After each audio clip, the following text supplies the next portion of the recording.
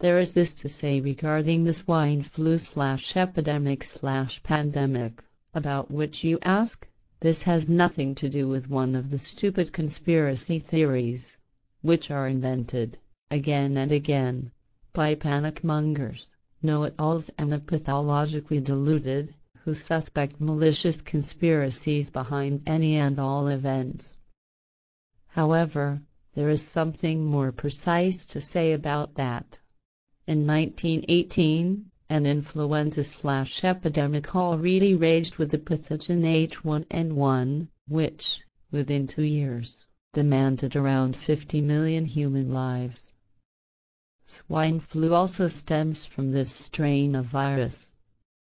As a result of the Spanish flu, in the year 1919 a virus dynasty, so to speak, arose which has remained in existence up to the current time. That which is done by the pharmaceutical companies in regard to today's epidemic, respectively, swine flu, is enormous profiteering because anti-flu remedies are, worldwide, sold by them, through the governments, health organizations and private persons, as well as through the black market, for amounts in the billions. With these remedies, primarily Tamiflu, but others as well, a gigantic business is made and safety is promised. However, this is only based on angst and panic mongering.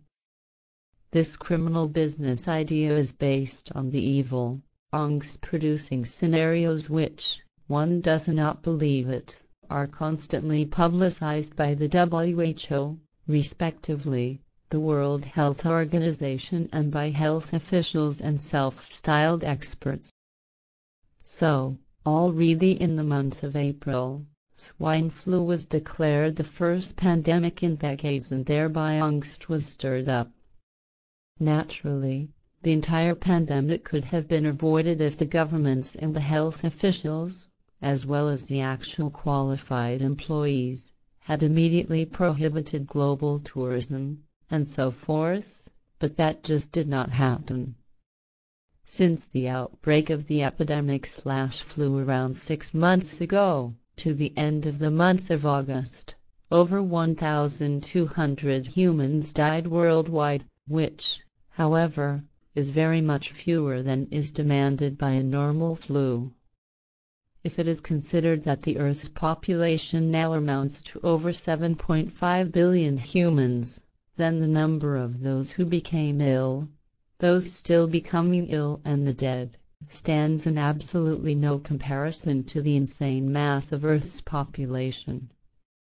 At least up to the month of August 2009, the course of the disease will still provide no effective indications that swine flu, we designate every influenza as an epidemic, distinguishes itself from a quite normal flu. But the possibility absolutely exists that swine flu is still further enormously exaggerated by the irresponsible ones and is misused for a deal worth billions, through which all those financially powerful ones, who profit as a result of this deal, want to, and also can, grow fat, as you are wont to say. They are not only the pharmaceutical companies, rather also governors and health representatives of many irresponsible profit seekers who, through shares, participation and turnovers, as well as through the black market, and so forth, earn enormous amounts of money with the flu remedies and mass inoculations. Reader's question: Death of Michael Jackson and the election fraud in Iran. Reader's question: Dear Billy, as discussed, I am sending you my questions regarding the death of Michael Jackson and the election fraud in Iran. Perhaps you can use them for the new special bulletin? Sincere thanks for your efforts. 1. Question: Of what did Michael Jackson die?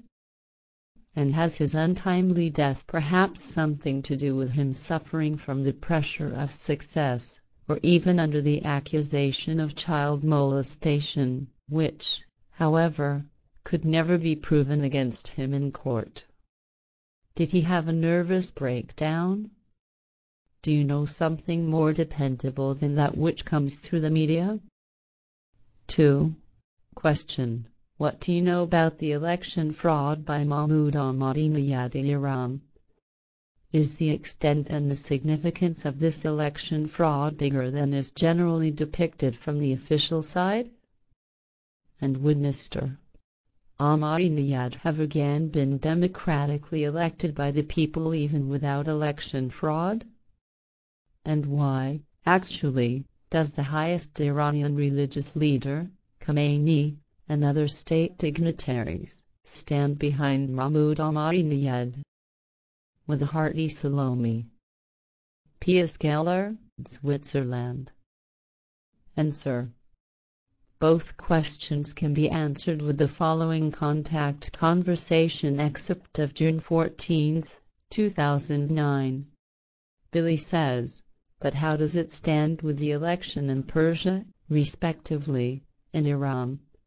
Is everything being done properly there? And do you still have significant predictions to mention? Ptaah says, I also have information about that. The entire thing is based on an unparalleled election fraud to the advantage of Ahmadinejad. Several million returned ballots must be designated as false and manipulated, which triggers great unrest and even exacts death. The election results had already been falsified some months prior to the election, whereby the so-called Guardian Council, as well as the authoritative religious dignitary, Ayatollah Ali Khamenei, certainly are not involved. Khamenei will, however, declare the massively falsified election process as being legitimate and endorse Mahmoud Ahmadinejad in his office, won through deception, because Ahmadinejad, in a false manner, demonstrates solidarity with the religious system. There is certainly something to mention of significance in terms of predictions. For example, the King of Pop, Michael Jackson, in 11 days calculated from today, respectively, on June 25, will suffer a cardiac arrest and pass away as a consequence of an irresponsibly negligent overdose of a cocktail of narcotic medications. Billy says, poor bloke. In spite of his success and his acquired fortune, he has had a difficult life. But what was it actually with the assertion that he has been a paedophile and has molested children? With the best will, I simply cannot imagine that. Ptaah says, that corresponds to nothing other than infamous lies, which were invented by parents who had allowed their children to go to Michael Jackson, to then mendaciously accuse him in the courts, in an infamous manner, and to financially exploit him.